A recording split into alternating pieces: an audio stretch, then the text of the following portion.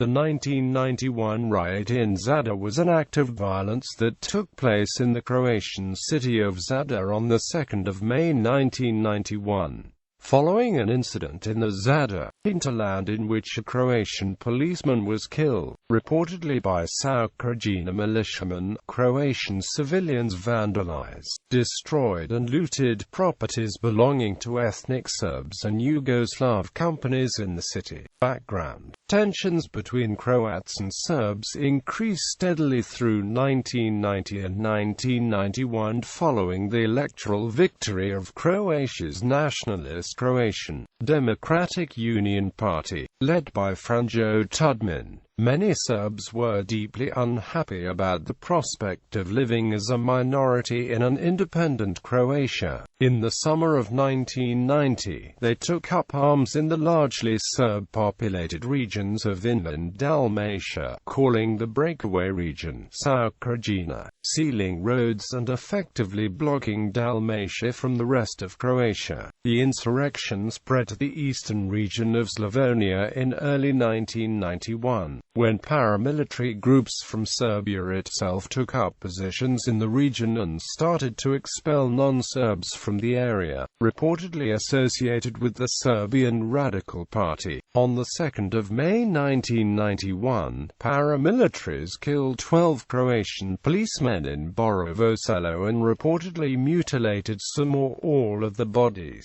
This was, at the time, the bloodiest single incident in the Croatian conflict, and it caused widespread shock and outrage in Croatia. The killings produced an immediate upsurge in ethnic tensions. Riot. On the 2nd of May, a 23-year-old Croatian policeman, Franko Lisica, was killed near Polaka in northern Dalmatia. The police attributed his death to close-range enemy weapons fire, presumably by Krajina Serb militiamen. Later the same day, on the 2nd of May 1991, a group of people entered Zadar from its southeastern suburb of Gazenica, starting a riot whose apparent aim was to destroy and loot properties belonging either to ethnic Serbs or to Yugoslav companies such as JAT. The rioting started in the afternoon and lasted 4 hours, while the damaged properties were still being looted by individuals the following day. SAO Krajina, at the time the head of the criminal department of the municipal court of Zadar, witnessed the effects of the riot on the 3rd of May and assessed the number of demolished properties at over 130, given that an insurance company made a list of 136 destroyed properties. As there were so many broken windows in the city center streets, the next day Narodni List, a Zadar newspaper, published the headline Zadarska Nosi Kristala of Zadar. The Croatian police response was inadequate, while the insurance company Croatia Osiguranje agreed to compensate the Serb business owners for the riot damage. SAO Krajina claimed the police station in Zadar and many of its uniformed officers were actively involved in the lead-up to the riot and the rioting itself.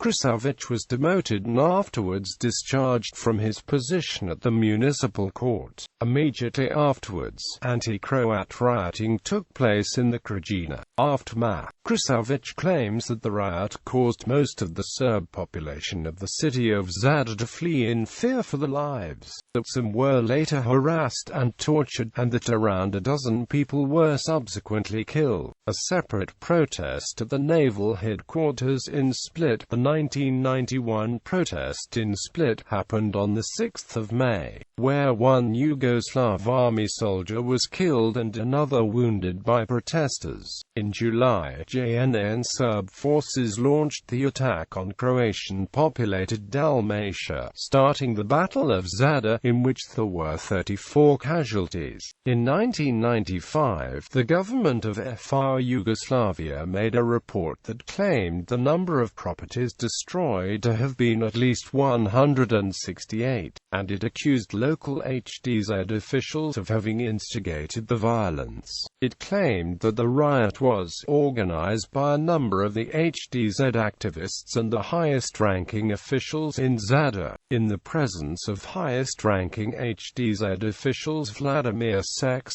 Deputy Speaker of the Croatian Parliament, and Peter Sale. The state attorney's office in Split had an open case regarding the riot, but it was closed with no charges filed in 2002. The events in Zadar were not widely reported at the time in the Western media, although the Serbian media cited the pogrom as an example of anti-Serb sentiment in Croatia. Marko Atlagic, ARSK minister, referred to it in a similar context during the trial of Slobodan Milosevic.